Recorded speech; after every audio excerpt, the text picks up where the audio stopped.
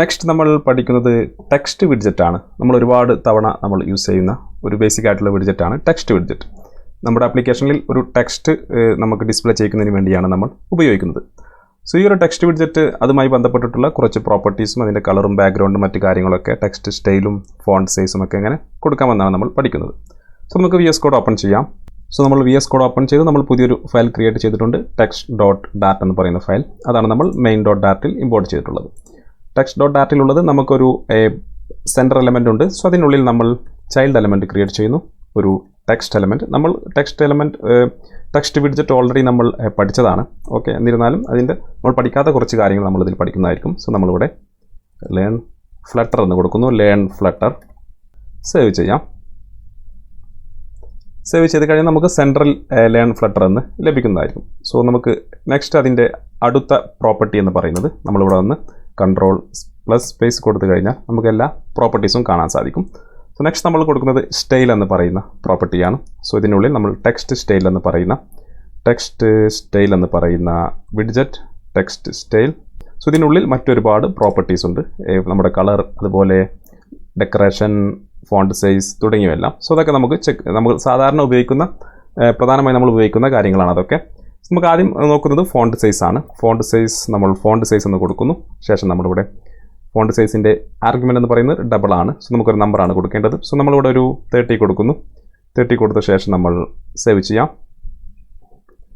Save ചെയ്ത് കഴിഞ്ഞാൽ നമുക്ക് അതിൻ്റെ സൈസ് മാറുന്നതായി കാണാൻ സാധിക്കും. സോ 40 കൊടുത്ത് സേവ് ചെയ്ത് കഴിഞ്ഞാൽ അതിനേക്കാളും വലിയൊരു ടെക്സ്റ്റ് നമുക്ക് ലഭിക്കുന്നതായിരിക്കും.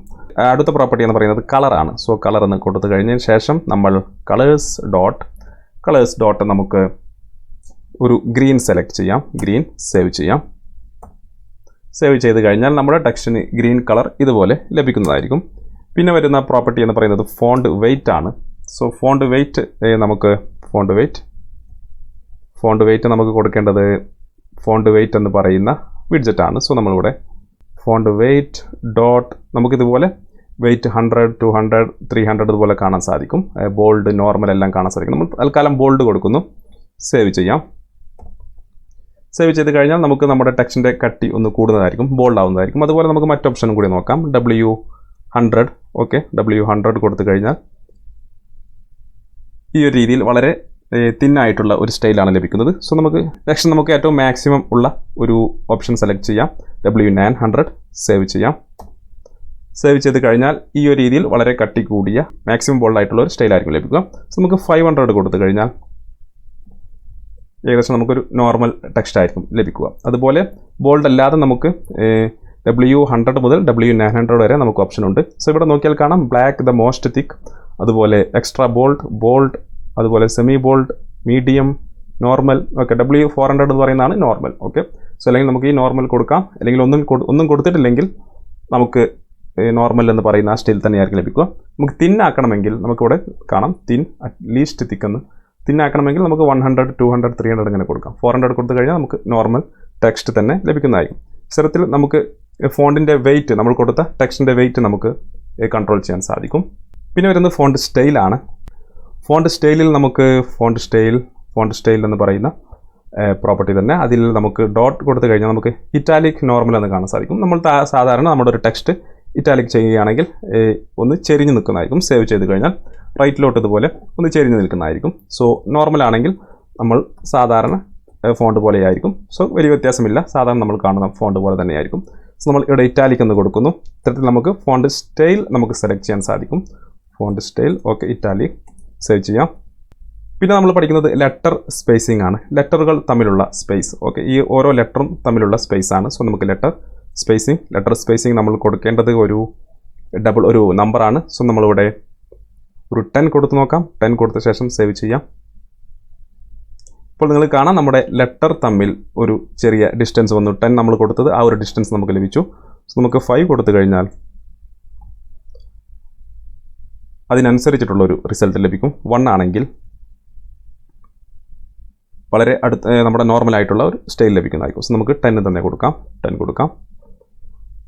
നെക്സ്റ്റ് വരുന്ന പ്രോപ്പർട്ടി എന്ന് പറയുന്നത് വേർഡ് സ്പേസിംഗ് ആണ്. സോ ലെറ്റർ സ്പേസിംഗ് പറഞ്ഞ പോലെ തന്നെ വേർഡുകൾ തമ്മിലുള്ള സ്പേസിംഗ് ആണ്. സോ നമ്മൾ വേർഡ് സ്പേസിംഗ് ഇതും ഒരു ഡബിൾ ആണ്, നമ്പറാണ് കൊടുക്കേണ്ടത്. സോ നമ്മളിവിടെ 10 കൊടുക്കുന്നു. നമ്മൾ 10 കൊടുത്ത ശേഷം നമ്മൾ സേവ് ചെയ്യാം. സോ നമുക്ക് ഇവിടെ നമുക്കിത് 1 കൊടുക്കാം, സേവ് ചെയ്യാം.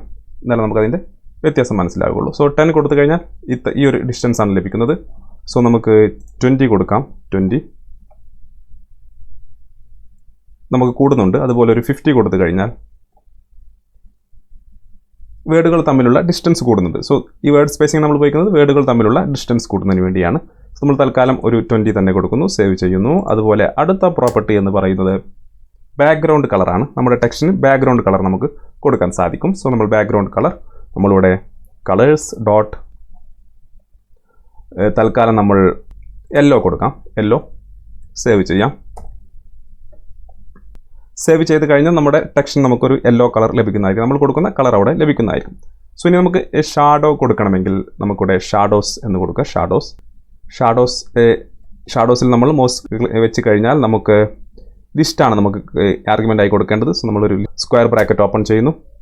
സോ ഇതിനുള്ളിൽ നമുക്ക് ഒന്നിൽ കൂടുതൽ വാല്യൂസ് കൊടുക്കാൻ സാധിക്കും. സോ നമ്മളിവിടെ ആദ്യം കൊടുക്കുന്ന വിഡ്ജറ്റ് എന്ന് പറയുന്നത് ഷാഡോ എന്ന് പറയുന്ന വിഡ്ജറ്റാണ്. സോ ഇതിനുള്ളിൽ നമ്മൾ കൊടുക്കുന്നത് ഷാഡോയുടെ കളറാണ്. കൺട്രോൾ സ്പേസ് കൊടുത്തു കഴിഞ്ഞാൽ നമുക്ക് എല്ലാ പ്രോപ്പർട്ടീസും കാണാൻ സാധിക്കും. സോ നമ്മൾ ആദ്യം കൊടുക്കുന്നത് കളറാണ്. സോ നമ്മൾ കളർ കൊടുക്കുന്നത് കളേഴ്സ് ഡോട്ട് ബ്ലാക്ക് കൊടുക്കാം. Black okay.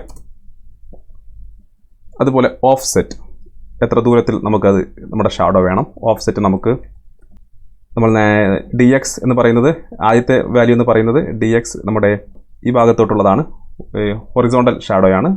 dy എന്ന് പറയുന്നത് വെർട്ടിക്കൽ ഷാഡോയാണ്. സോ നമ്മളിവിടെ 5 തന്നെ കൊടുക്കാം. സോ അടുത്ത പ്രോപ്പർട്ടി എന്ന് പറയുന്നത് ബ്ലർ റേഡിയസ് ആണ്. സോ നമുക്ക് ഇത്രയും കൊടുത്തതിന് ശേഷം നമുക്ക് സേവ് ചെയ്തിട്ട് നോക്കാം എങ്ങനെയുണ്ടെന്ന്. സേവ് ചെയ്ത് കഴിഞ്ഞാൽ നമുക്ക് ഈ ഒരു രീതിയിൽ ഷാഡോ ലഭിക്കുന്നതായിരിക്കും. കുറച്ച് റൈറ്റിലോട്ട് താഴോട്ടായിട്ട് നമുക്ക് ലഭിക്കുന്നതായിരിക്കും. നമ്മളിത് രണ്ടാമത്തത് 15 എന്ന് കൊടുത്തു കഴിഞ്ഞാൽ നമുക്ക് താഴോട്ട് ലഭിക്കുന്നതായിരിക്കും. വെർട്ടിക്കൽ ഷാഡോ നമുക്ക് താഴോട്ടതുപോലെ ലഭിക്കുന്നതായിരിക്കും. സോ അതുപോലെ നമ്മൾ നെക്സ്റ്റ് പഠിച്ച അടുത്ത പ്രോപ്പർട്ടി എന്ന് പറയുന്നത് ബ്ലർ റേഡിയസ് ആണ്. സോ ബ്ലർ റേഡിയസ് എന്നതുകൊണ്ട് ഉദ്ദേശിക്കുന്നത് നമ്മുടെ ഈ ഷാഡോയുടെ ഒരു ബ്ലർ എഫക്റ്റ് നമുക്ക് കൊടുക്കാൻ സാധിക്കും. സോ നമ്മൾ കൊടുത്തതിന് ശേഷം നമ്മൾ ഉദാഹരണമായി നമ്മൾ 15 എന്ന് കൊടുക്കുന്നു. 15 സേവ് ചെയ്യാം. സേവ് ചെയ്ത് കഴിഞ്ഞാൽ നമുക്ക് ഈ ഒരു രീതി ലഭിക്കുന്നതായിരിക്കും. സോ 15 കൊടുത്തു കഴിഞ്ഞാൽ ഈ ഒരു രീതിയിൽ ലഭിക്കും. നമ്മൾ 5 ആണെങ്കിൽ നമ്മുടെ ബ്ലർനെസ് ഒന്ന് കുറയുന്നതായിരിക്കും. ഓക്കെ, ഈ ഒരു രീതിയിൽ നമുക്ക് ലഭിക്കുന്നതായിരിക്കും. ഇത്രയും കാര്യങ്ങൾ നമുക്ക് നമ്മുടെ ഷാഡോസ് എന്ന് പറയുന്ന പ്രോപ്പർട്ടി ഉപയോഗിച്ച് നമുക്ക് കൺട്രോൾ ചെയ്യാൻ സാധിക്കും. സോ ഇവിടെ നമുക്കൊരു വാർണിംഗ് വന്നിട്ടുണ്ട്. സോ നമ്മൾ ക്വിക്ക് ഫിക്സിൽ സെലക്ട് ചെയ്ത് കഴിഞ്ഞാൽ ആഡ് കോൺസ്റ്റ് മോഡിഫയർ ആണ്. സോ നമുക്ക് ലിസ്റ്റിന് മുമ്പായിട്ട് നമുക്കിവിടെ കോൺസ്റ്റ് എന്ന് കൊടുത്തു കഴിഞ്ഞാൽ അത് പോകുന്നതായിരിക്കും. ഓക്കെ, സേവ് ചെയ്യാം. സോ ഇതാണ് നമ്മുടെ ടെക്സ്റ്റ് വിഡ്ജറ്റുമായി ബന്ധപ്പെട്ടിട്ടുള്ള പ്രധാനപ്പെട്ട പ്രോപ്പർട്ടീസ്.